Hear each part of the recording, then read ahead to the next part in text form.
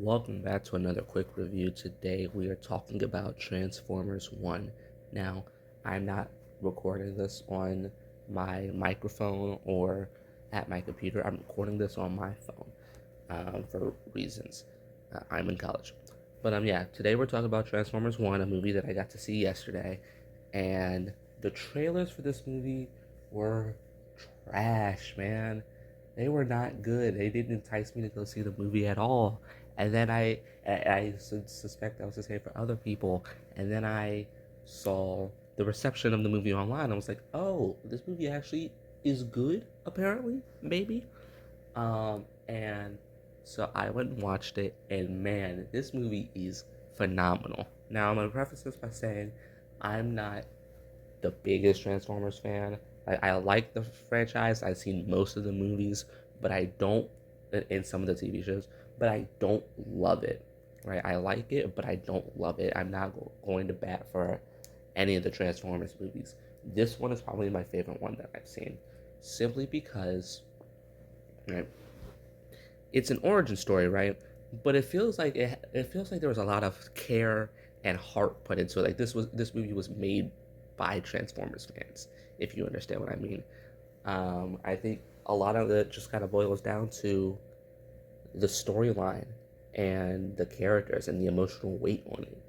Like a tale of two best friends, two brothers even, and how they're actively working towards the same thing, but over time, their ideals and approach to working towards that goal changes.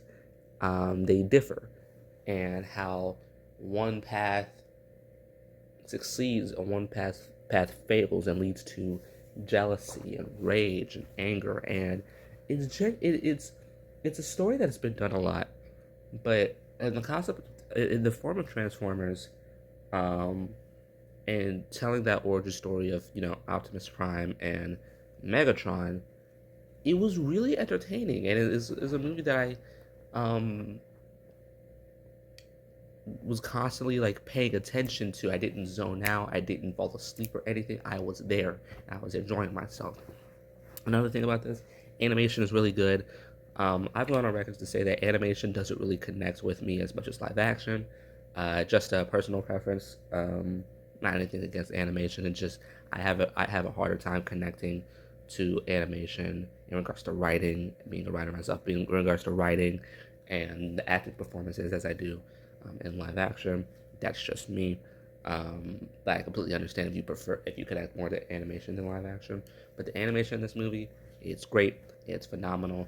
I can understand that they put a lot of work to it, and I can see it paid off. It genuinely is a good looking movie for a movie about 3D CGI Transformers, right? That's really cool.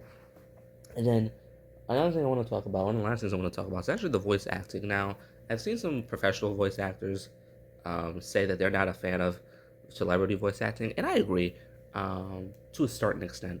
I agree because people in Hollywood actively not giving actual professional voice actors a job over celebrities, and I understand, and I a tiny bit understand that they want to make money, marketability and whatnot. But at the same time, these professional voice actors do way better jobs than a lot of these celebrity voice actors do.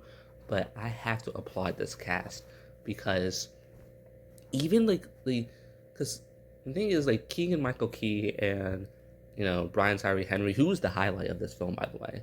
I know that they could do great voice roles, or just great things in general. Like, Keegan Michael Key is a great comedian, and Brian Tyree Henry, of course, you can see him in Spider Verse, but his other projects are he's so good. He's such a good actor. Same with, like, even besides like his smaller, more obscure projects, and putting Spider Verse aside, he single-handedly is probably the best part of Eternals, which is a movie that I don't like. Um, so yeah, um, we know they could do good stuff, but man, Scarlett Johansson was actually really good. It was actually really good doing voice acting in this movie. It is crazy because you could tell it's her voice, but at the same time, you don't mind it because it just sounds right. I can't explain it. Like, like you hear her voice, you're like, oh, that's Scarlett Johansson. And if I could hear her voice and just clearly make out who it is, then it's not the greatest thing to me. But for whatever reason, it sounds right. It sounds correct, and I don't understand what that's about. And then Chris Hemsworth, man, Chris Hemsworth is another person you wouldn't expect to get a good voice actor performance out of, but he's so good as well. He's so good, like especially towards the end of the movie. I won't talk too much in detail, but like in the movie with the Primes and Megatron and whatnot, and it's such a good performance.